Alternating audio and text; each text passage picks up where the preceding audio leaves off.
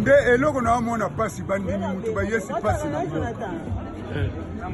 soko nazoloba bandimi bayesi pasi na mboka po balandi liloba ya Jésus te oyo alobaki avant oloba il faut balula lolemo na yo seti fois mais tela banzembo bozoyemba bongo bolobako liwa ezoya boye mpona nini ovandi no mpe na ndako ya nzambe ozoyemba kamata motema nanga nyonso mpona esiko so bazwi motema na yo okovivre ndenge nini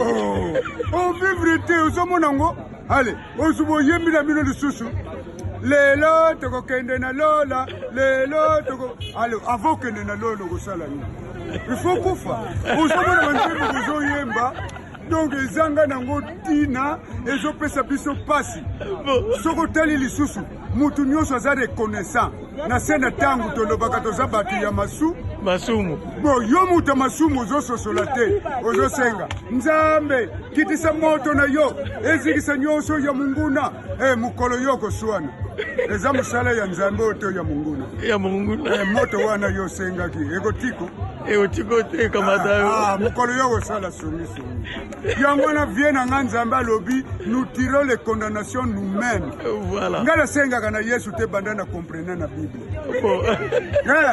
po kolo nzoto yesu adeklare tata oyo otindaki nga nasala mpo na nga nasali yango nakokisi yango ngai yeyo nasilisi misala na nga naza na nga koya kopema epai na yo mokolo suka alobi nake na nga kopema pembeni ya loboko ya mobali ya tata ata naza zoba yango vraimen moto asilisi misala ake kopema na derange ye me yoka ndenge alobi atiki nga pamba te atiki nga mosungi na nga molimo mosantu nzambe tata mosungi na nga molimo mosantu asunga nga na nyonso esili na yango bino yesu boye epuis mpe en tout cas na komprenaka bino te ale ozoyemba mpe yesu azali awa yesu azali ya lere moko akochange mokolo yesu akoya oyo aza wa mosusu oka koya mosusu en tout cas na comprendre bino te epuis mpe nzambe aza na kanda nde boobenga na satan bato obenga na satan nzambe aza na kanda na bino mpo ye alobi oyo ye atie moto te akoki kolongola yango nani atia satana nzambe bosikoyo satana nelongoli yo nzambe akosepela na yo tososola biso nde moto toza na probleme ya kokima misala ya satana moko na moko soki tokimi misala ya satana akufi soni kolobaka boniati satana oyo tobwaki ye bisika bikauka eske soki osali songisongi place nini okaniatili satana mutu anyati satana oyo akimi makambo mabe oyo akimi misala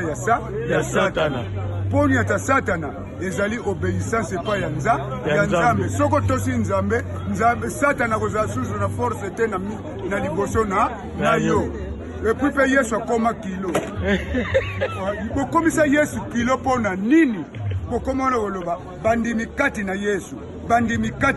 na français bien-aimé dans le Seigneur siko bino nyonso boza bandimi boni na mokili bokota kati na yesu kozala pepe ntuka bochange fu bolobaka mpe boloba nde bandimi yesu kati na biso wana tokotambola na bomoko ozomona mpe nzambe aza na kanda nde basengelaka ye mbongo na nkombo na ye wana lite ya mafura boyoki yango bien edo oyoki yango o bokabila nzambe nzambe mpe alobi sikola bosengaka na nkombo na nga bambongo na nga nazokomango mokolo nga na kotuna mbongo na nga bosengaka na nkombo na nga oyo akozala na manka problème merci tala nde asexi bato oyo Brigitte oyo mama na biso meta donc baseki balembi quoi c'est ça à suivre.